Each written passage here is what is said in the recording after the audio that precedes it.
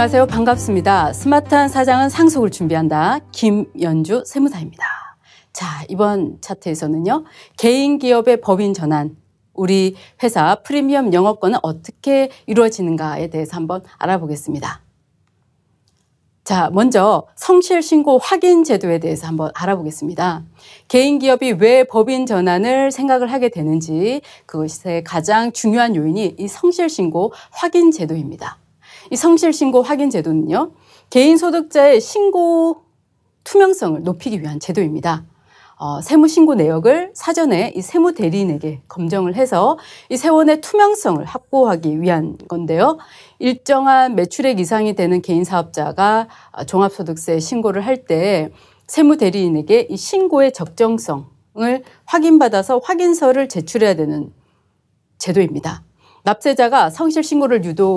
납세자의 성실신고를 유도하고요. 과세관청의 불필요한 이런 세무조사를 줄이기 위한 세무행정의 효율성을 높이기 위한 하나의 제도가 성실신고 확인 제도입니다. 자, 성실신고 사업자의 수익금액을 한번 보겠습니다. 이 보건업, 그리고 개인 서비스업, 부동산 임대업을 하시는 분들은요. 3억 5천 이상입니다. 그리고 제조업, 출판 방송업, 음식 숙박업, 건설업을 하시는 분들은요. 7억 5천 이상 금액이고요.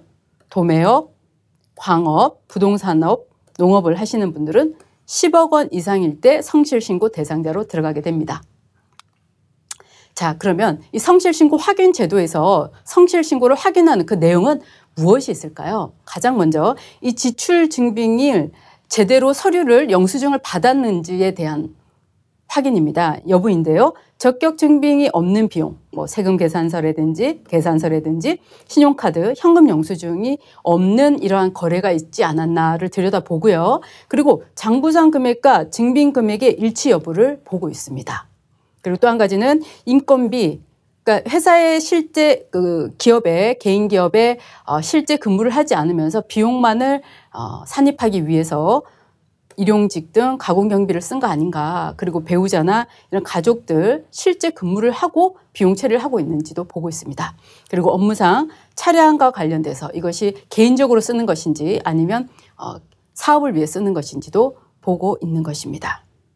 그리고 비용이 부족하다는 이유로 가공, 없는 자산을 세워서 감가상각비를 넣고 있는 거 아닌가. 그리고 업무와 관련 없는 건물이라든지 자산에 대해서 비용 처리를 하고 있는 것은 아닌지 감가상각비와 건물 관리비 등에 대해서도 보고 있습니다. 또 한 가지는요, 이 접대비인데요. 개인적으로 쓴 비용을 마치 개인 기업의 거래처에 쓰는 것처럼 접대비로 사용 처리를 한 거 아닌가. 그리고 이자 비용 같은 경우도 사업이 아닌 개인적으로 자금 대출이라든지 이런 부분에 대한 비용을 내고 있는 거 아닌가, 비용 처리를 하고 있는 것이 아닌가, 그리고 개인적으로 쓴 비용을 복리후생비 등으로 계정을 올려놓는 것은 아닌지를 확인하는 제도입니다. 그리고 이 수익 금액에 대해서도 엄격하게 관리를 하고 있는데요. 혹시 이 차명 계좌에 입금된 이 수익 금액이 신고 누락된 건 아닌지를 들여다보고요. 병원 특히 비보험 항목, 그리고 전문직의 이런 상공보수 누락에 대해서도 면밀히 검토하고 있습니다. 그러면 이런 성실신고 대상이 되기가 부담스럽기 때문에 개인 사업자를 법인으로 전환을 하게 되는데요. 그럼 이 개인 사업자와 법인 기업의 큰 차이점을 한번 보도록 하겠습니다. 이 개인 사업자는 종합소득에 대해서 과세 표준이 5억을 초과하는 경우는요, 42%의 세율을 적용하고 있습니다. 매출액이 증가해서 성실신고 대상자가 되는 경우에는 세무신고에 대한 조금 전에 보셨던 아주 엄격한 관리가 들어가고 있는 것이고요. 이 법인 사업자 같은 경우는요, 과세 표준이 5억을 초과하는 경우에는 20%의 세율을 적용하고 있습니다. 이 법인은 대외 신용도가 좋죠. 그리고 주식 발행을 통해서 자금 조달이 용이한 경우입니다. 그래서 개인 기업을 법인 전환하는 경우에는 이 개인 사업자의 자산, 부채가 중요하지 않다면 아예 이 개인 사업자를 폐업을 하고요. 새롭게 신설법인을 설립하는 것입니다. 개인 사업체의 하지만 계속성, 그리고 가압승계를 위한 이 연속성이 너무 중요하다. 이런 때는 이 개인 사업자로 영위했던 이 사업을 동일한 업종의 법인으로 전환을 하는 것을 생각해 보셔야 합니다. 크게 개인 사업자를 법인 전환하는 데는 크게 현물 출자에 의한 법인 전환이 있습니다. 이때는 조세 특례 요건을 충족을 하게 되면요, 양도소득세, 이월과세와 취득세를 감면받을 수가 있습니다. 이런 현물 출자에 의한 방법은 개인 사업자의 자산 부채를 신설법인에 현물 출자하여 법인으로 전환하는 것입니다. 다른 방법 또 한 가지는요, 이 포괄 사업 양수도에 의한 법인 전환입니다. 조세 특례 요건을 만약에 충족을 했다, 그런 때는 양도소득세, 이월과세와 취득세 감면이 될 것입니다.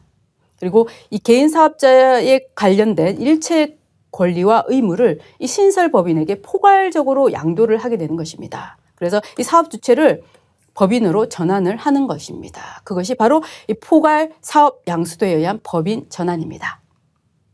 자, 또 다른 방법은요, 부분 사업에 대해서 양수도를 하는데 그 부분에 대해서만 법인 전환으로 하는 것인데, 결국 이것은 무엇을 얘기하느냐? 기존의 개인 사업은 유지를 하는 겁니다. 하지만 특화된 어떤 특정한 사업 분야에 대해서 새로 설립된 법인, 신설법인에 대해서 그 특화된 자산의 양도를 하는 것으로 자산, 부채를 양도하는 것입니다.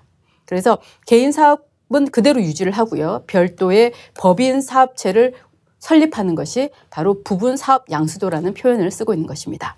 그리고 나머지 하나는 중소기업 통합입니다.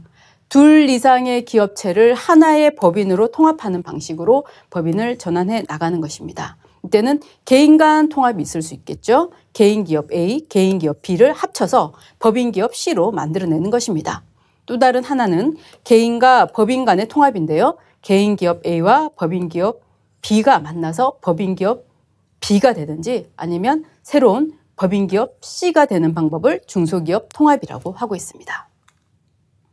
이때 법인 전환을 하다 보면 이 개인 사업자의 특별한 자산이 평가가 됩니다. 그것이 바로 영업권입니다.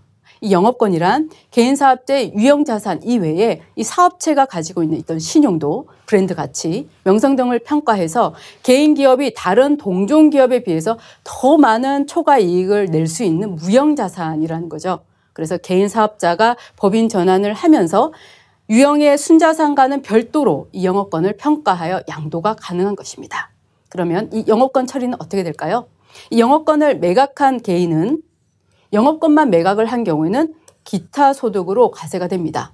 이때 이 수령한 매매한 가액의 60%를 비용으로 필요 경비로 인정을 받고요. 만약에 사업용 고정자산과 함께 영업권을 양도를 했다, 이런 때는 양도소득세가 과세되는 것입니다. 그리고 이 영업권을 매수한 법인은 회계 처리를 어떻게 해야 될까요? 법인의 무형자산으로 계상을 해서 5년 동안 감가상각 비용을 처리할 수가 있습니다. 자, 지금까지 개인 기업의 법인 전환, 왜 개인 기업이 법인으로 전환을 하는지, 가장 큰 원인은 성실 신고 확인 제도였음을 또 알 수 있습니다. 그리고 개인 기업을 법인으로 전환했을 때 평가되는 가장 그 핵심의 요소가 바로 영업권이라는 것도 알게 되었습니다. 우리 회사 프리미엄 영업권 다시금 검증해 보셔야 할 때입니다. 스마트한 사장은 상속을 준비한다. 김연주 세무사였습니다. 감사합니다.